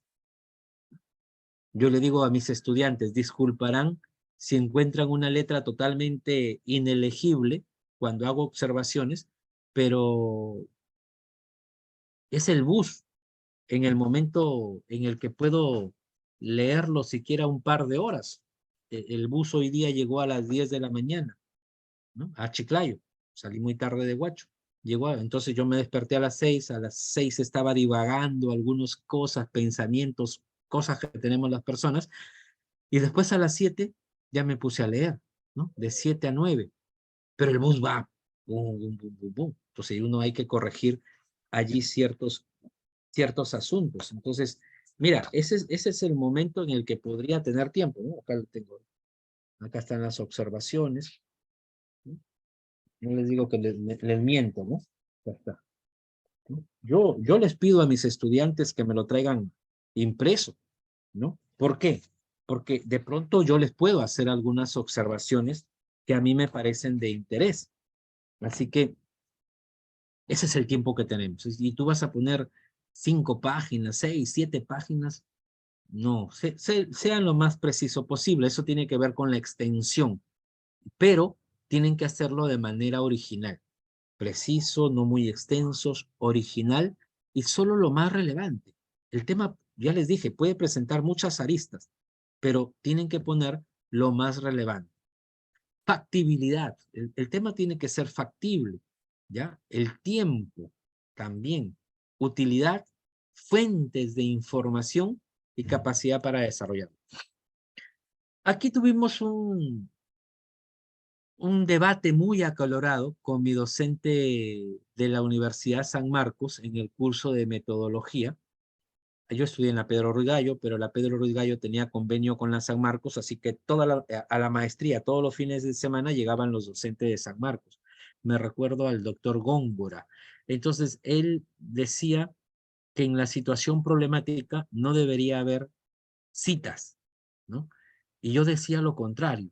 Yo ya era docente de metodología, pero sin el grado todavía hace muchos años, y yo le decía que sí, ¿no? Y él decía que no. ¿Por qué? Porque en la situación problemática es una narrativa propia del tesista. El tesista da su idea ahí, entonces no necesita opinión de terceros. Pero yo le decía, a veces es necesario partir de la opinión de un tercero para generar tu propia idea, ¿no? ¿Qué pasa? Por ejemplo, una crítica que se le hizo a San Martín.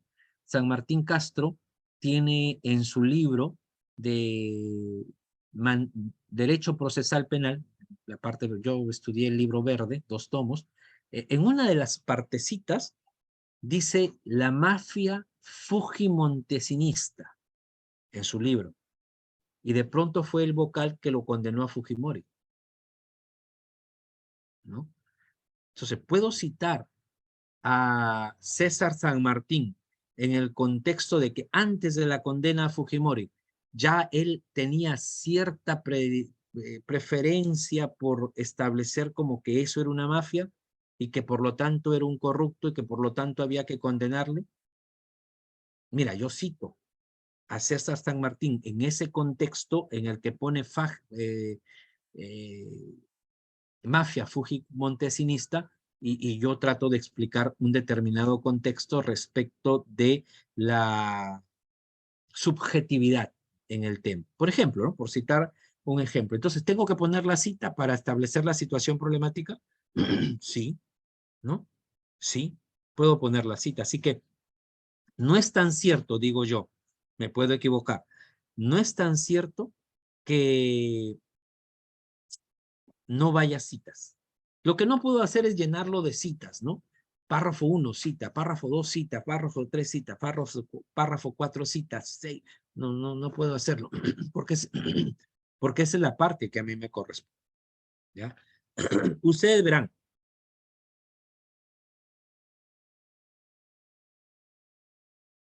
Puedo arrancar con 2 artículos también. Lo que está haciendo mi tesista de la Universidad de Barranca está utilizando el artículo 2, el numeral 24, literal F de la Constitución, que dice que solo por mandato escrito y motivado del juez o en caso de flagrancia delictiva por la policía se puede detener a una persona. Y el artículo X del Código Procesal Penal que dice arresto ciudadano, ¿no? Que un ciudadano puede arrestar a una persona que se encuentra en flagrancia delictiva y ponerla a disposición de la policía. Y uno dice, ¿pero cómo? Si la Constitución solamente dice que es el juez y la policía, ¿cómo es que el Código Procesal Penal agrega al ciudadano para detener a una persona? No hay congruencia normativa. Hay 2 posibilidades de atender este caso. O derogamos el Código Procesal Penal y quitamos el arresto ciudadano, o le agregamos a la Constitución el control ciudadano. Y a partir de ahí narro yo. Pero parto de una cita textual de la ley. ¿Ven? Entonces, habría que ser un poco cauteloso allí. ¿Puedo citar en la situación problemática? Yo digo que sí. ¿Puedo poner citas en exceso? No. Para eso está el marco teórico. Para eso está otra parte, ¿no? Pero no la situación problemática. Vuelvo a decir, vuelvo a insistir, 2 o 3 páginas nada más y luego formular el problema. Ahí les comparto lo que dice, para mí un buen libro, ya les recomendé el libro de Arístides Vara Horna, ¿no? Que dice esto: plantear un problema, plantear, no formular. Ojo, ya les vuelvo a decir, planteamiento del problema, contexto problemático, situación problemática, realidad problemática, etcétera, etcétera, son sinónimos de lo que significa contextualizar o narrar el contexto en el que se encuentra el tema. Plantear el problema es poner todas las razones por las cuales se le considera al tema un problema. Todas estas razones se llaman argumentos y cada uno de ellos tiene que estar fundamentado en el conocimiento científico previo. Ya has leído, leído, leído y leído. En la investigación científica, un problema bien planteado garantiza que exista material bibliográfico que permita un estudio a profundidad del problema, surjan objetivos e hipótesis tentativas, las hipótesis generadas puedan ser verificadas o demostradas en la práctica, el problema interesa a la organización en la que se aplica la investigación o a la comunidad científica empresarial. También lo podemos ver así. Mis primeros párrafos, lo voy a poner en celeste, mis primeros párrafos servirán para hablar sobre lo mal que está el tema, ¿no? Los inconvenientes que presenta el tema. Podría utilizar esta primera parte.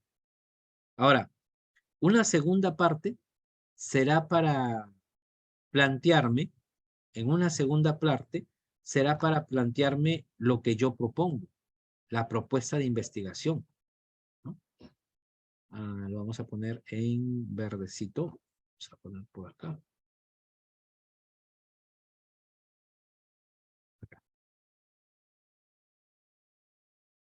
Podría ser que utilice la situación problemática en 2 partes. La primera parte para hablar de lo mal que está el tema y una segunda parte para poder hablar de lo que yo propongo y de los resultados que espero alcanzar. Así podría también dividirlo este tema, ¿no? Entonces ahí está, por eso están los colores así, ¿ya? Miren, y ya luego la sumatoria de todo eso me va a llevar a lo que ahora conocemos como situación problemática, ¿ok? Vamos a volvernos por acá.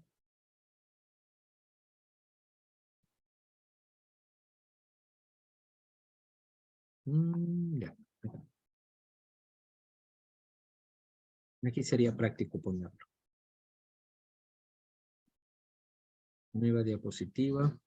Un ratito, jóvenes, vamos a poner esto. Si no, ya luego se me va la idea.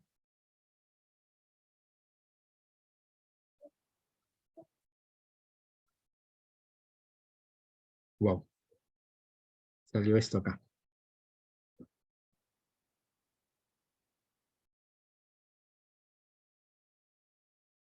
Ahí está.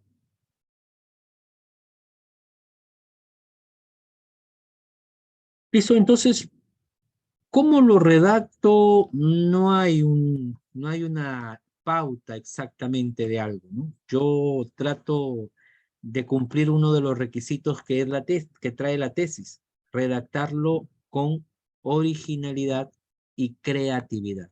Creo que es la mejor manera en la que podríamos trabajar un tema de investigación. Hablar sobre lo mal que está, lo que yo propongo y los resultados que espero alcanzar. Más o menos esa sería la figura.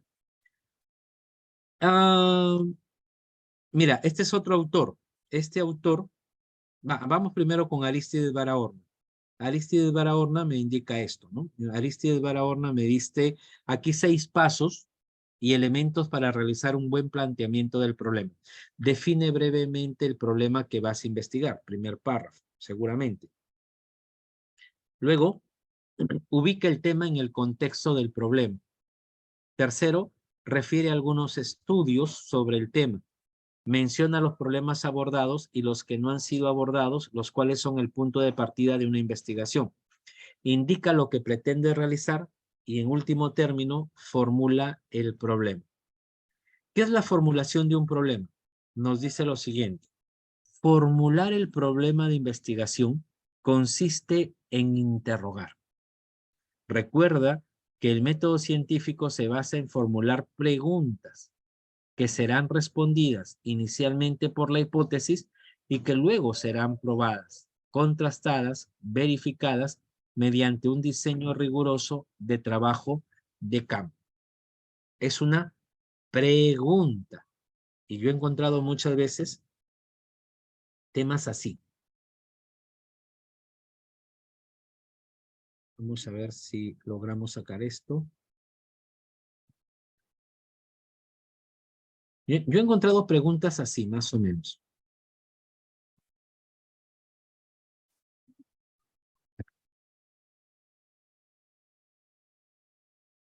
Así más o menos he encontrado preguntas. Le ponen su signo de interrogación. En el Perú. En el Perú se respetan los derechos fundamentales de las personas sometidas a proceso penal de investigación, ¿no? Preguntas así he encontrado. Si en el Perú, ya está. En el Perú, ¿se respetan los derechos fundamentales de las personas sometidas a proceso penal? Eso es lo que está en la mente del tesista. Pero si yo hago esto, el jurado hace mentalmente esta operación de borrar el signo de pregunta, cuando el jurado lo lea, lo va a leer así. En el Perú se respetan los derechos fundamentales de las personas sometidas a proceso penal de investigación. O sea, una cosa es como tú lo lees, como tú le das el énfasis en las palabras, y otra cosa es como lo va a leer el jurado. Entonces hay que redactar bien la pregunta problema. No se trata de lo que tú le das el énfasis, sino de cómo lo lee el jurado. Por eso es que toda pregunta debe empezar con qué, cómo, cuándo, de qué manera, qué relación, de qué forma. Esa es la redacción, ¿no? Esa es la redacción de una pregunta, más allá de los signos de pregunta. Tú no los puedes poner incluso, pero uno se da cuenta cuando redacta. Esta no es una pregunta problema. Esta yo digo es una afirmativa respecto de algún determinado tema. Entonces, habría que tener cuidado en esta parte, ¿ya? Al momento de redactar. Otro autor, Bernal, no recuerdo el nombre, pero Bernal, dice lo siguiente para plantear el tema. Para que una idea sea objeto de investigación, debe convertirse en problema de investigación. Para que una idea sea objeto de investigación, debe convertirse en problema de investigación. Ahora, en investigación, problema es todo aquello que se convierte en objeto de reflexión y sobre la cual se percibe la necesidad de conocer y por lo tanto de estudiar. En ese sentido, problema no es algo disfuncional, molesto o negativo, sino todo aquello que incite a ser conocido, pero teniendo en cuenta que su solución sea útil, es decir, buscando una respuesta que resuelva algo práctico o teórico. Enunciar el problema, también se le llama enunciado del problema. Enunciar un problema de investigación consiste en presentar, mostrar y exponer las características o rasgos del tema, situación o aspecto de interés que va a estudiarse, es decir, describir el estado actual de la situación problemática.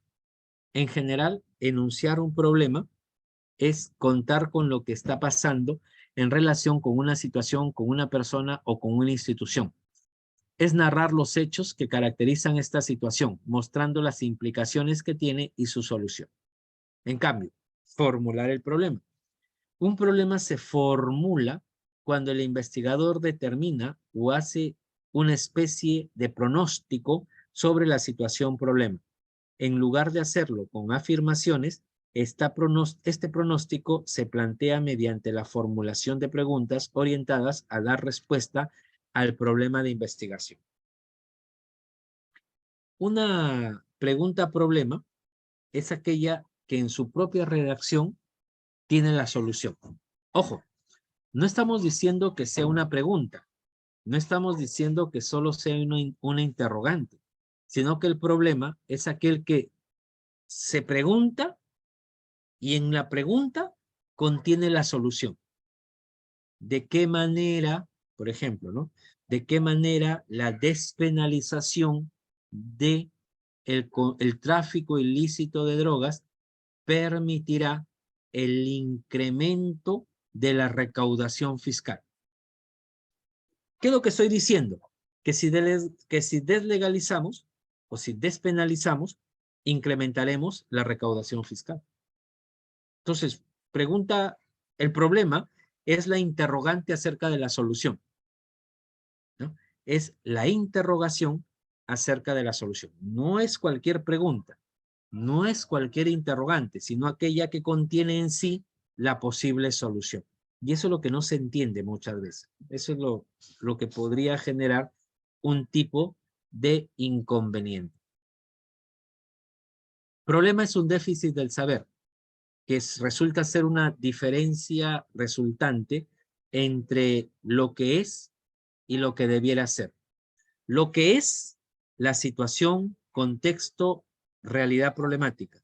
Lo que debiera ser lo solucionado, lo modificado, lo regulado.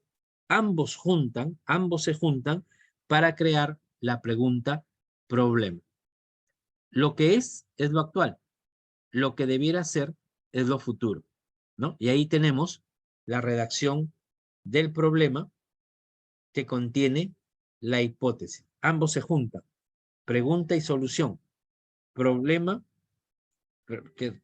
interrogante frente a respuesta. Se juntan y se hace una formulación del problema. Si yo redacto el problema, tengo redactada la solución. Si yo redacto la solución, tengo redactado el problema. Es una relación necesariamente de par, ¿no? Si yo me planteo el problema, soy capaz de poder plantearme la solución. Y si yo me planteo la solución, soy capaz de poder plantearme la pregunta problema. Ahí está. Eso se los voy a dejar, ¿ya?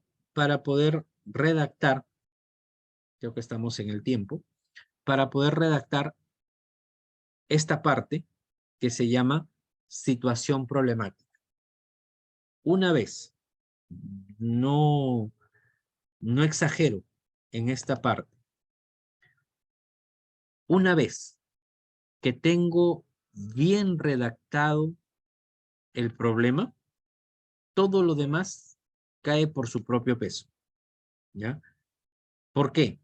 Porque ya sé y ya puedo comunicar la manera como voy a medir las variables, ¿ya? Hasta aquí es el punto central, plantear el problema, ¿ya? El planteamiento del problema está en función a la narrativa desde mi punto de vista como investigador en la que debe transitar el tema, de lo que es a lo que debiera ser. ¿Qué es lo que es? Que está prohibido. ¿Qué es lo que es? ¿Qué es lo que debiera ser? Que esté permitido. ¿Qué es lo que es? Que no hay norma. ¿Qué es lo que debiera ser? Que exista una norma. ¿Qué es lo que es? Que está permitido. ¿Qué es lo que debiera ser? Que esté prohibido, ¿no? Eso es lo que voy a narrar en esa relación. Y luego voy a plantearlo en una fórmula, ¿ya? En una fórmula. La fórmula del problema más o menos debería quedar de la siguiente manera. Y ahí vamos a terminar. Vamos a ver.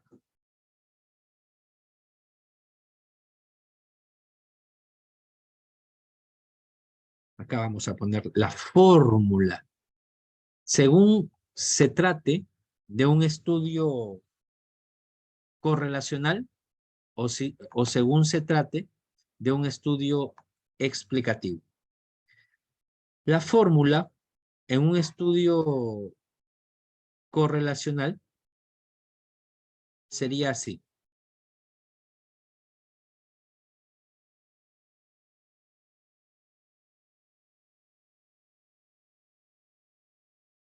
Un problema correlacional se redacta así. ¿Qué relación existe? ¿Qué relación existe entre la variable 1 y la variable 2 respecto de un lugar y periodo? Respecto de un lugar y periodo determinado. Esa es la redacción de una investigación correlacional. Por eso es que sus compañeros hoy día me mandaron, ¿no?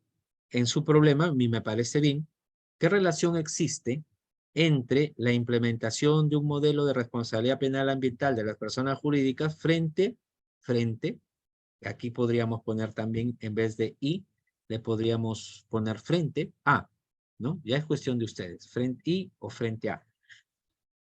La escasa sanción de delitos de contaminación ambiental realizados dentro de la empresa. Paso. El tema,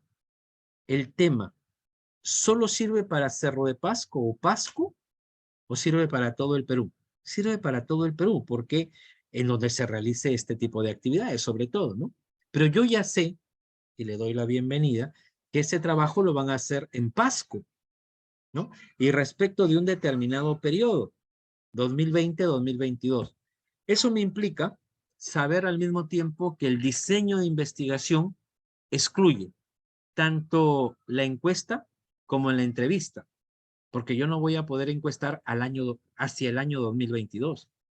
Y si el diseño de la tesista o tesista o del tesista está planeado para hacer entrevistas o encuestas, según el esquema de diseño metodológico, pues tendría que agregarle 2023, ¿no? En el 2020 sacas datos a través de tu ficha de datos, a través de la técnica que se llama análisis documental, 2020, 2021, 2022, estadísticas del ministerio que sea, ¿no? Pero en el 2023 vas a aplicar una técnica que puede hacer la entrevista o la encuesta a través de un formulario que se llama cuestionario, Entonces, si es que ya lo descartaste, está bien 2020-2022. Pero si quieres hacer entrevistas o encuestas, tendrías que agregar el año 2023 porque es en el periodo en el que vas a sacar estos datos. Un estudiante me presentó 2024 y lo tengo acá. ¿Es válido? Sí, en la medida que él cree que va a ejecutar en ese año. ¿Sí? Lo puedo poner de manera válida, de esa forma.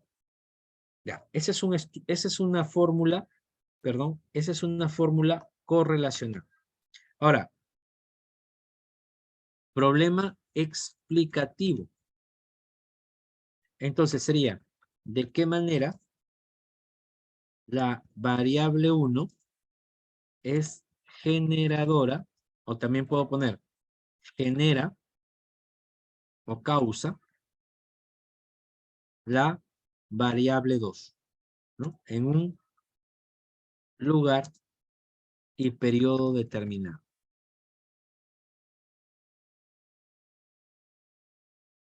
¿Ya? Y ahí tengo las fórmulas. ¿Ya? Ahí tengo las fórmulas para redactar o un problema correlacional o redactar un problema explicativo. Y sobre la base de ello, ya podría luego yo establecer mi trabajo, perdón, mi justificación, ¿no? Mañana lo vamos a ver un poquito. Vamos a hablar de justificación. Voy a revisar en ejemplos. Voy a revisar 3, ¿ya? 3 ejemplos que nos han puesto por acá. Nadia Rimac, de la Cruz Marticorena, y otro curso, otro que llama Andrea Tapia. Se llama Andrea Tapia. ¿Preguntas?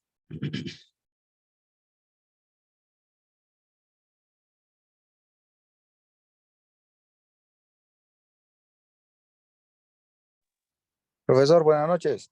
Buenas noches. ¿Qué tal, profesor? Una consulta. Lo que vamos analizando hasta el momento es, estamos enfocados en el método, perdón, en el enfoque cuantitativo, ¿verdad? No, no necesariamente. Lo que pasa es que eso dependerá ya de cada uno de ustedes, pero en sí el esquema es para los dos, o sea, un enfoque cualitativo o un enfoque cuantitativo. Cuando definas en tu metodología, sobre todo, cuando se define en la metodología, cuál es ¿cómo se le llama esto? El enfoque que se le va a dar, ahí uno ya determina eso. Pero ahorita son simplemente fórmulas, esquemas. No te permite eso. Ya cada uno de ustedes lo podrá definir en su propio tema. Ah, ya, perfecto, perfecto. ¿Ya? Es para cualquiera de los dos. Ah, ya, muchas gracias. ¿Ok? Aprovechando la pregunta. Para ello, ¿ya? Es por ello que en todo caso debieran tener claro cuáles son los esquemas que tiene la universidad en la que ustedes están estudiando o donde van a presentar el trabajo. Por ejemplo, la Universidad José Faustino Sánchez Carrión de Huacho no tiene más que un esquema de investigación donde te pide variables, hipótesis, quiere decir que es un estudio de aplicación o es un estudio que te va a exigir trabajo de campo. La Universidad Católica tiene dos esquemas, o prevalece un esquema, que es el esquema de una investigación pura. La San Marcos tiene un esquema tanto para investigación cualitativa como para investigación cuantitativa. La Universidad Señor de Zipán también tiene esquemas aprobados, ¿ah? Esquemas aprobados y te dice, esquema para trabajo de investigación cualitativo, esquema para trabajo de investigación cuantitativa. En ambos hay problemas objetivos. Lo que no hay en la cualitativa es hipótesis para la Universidad de Zipán, por ejemplo. No hay hipótesis. ¿Con qué trabajan las conclusiones? Con los objetivos específicos. O sea, pero pero lo que yo se les estoy diciendo es para ambas. Ya ustedes tendrán que ir a su esquema de universidad, a su reglamento de grados y títulos y ver qué es lo que les pide exactamente. Ya viene a ser la concretización de este tema. Ok, señores, son las 7 en punto. Ya vamos a dejarlo hasta allí. Yo más tarde leo los trabajos que me han enviado y mañana intentaremos dar algunos alcances, ¿no? Algunos alcances de esos temas. Bien, Magíster, ha sido todo por el día de hoy. Muchas gracias. Muy buenas noches con todos.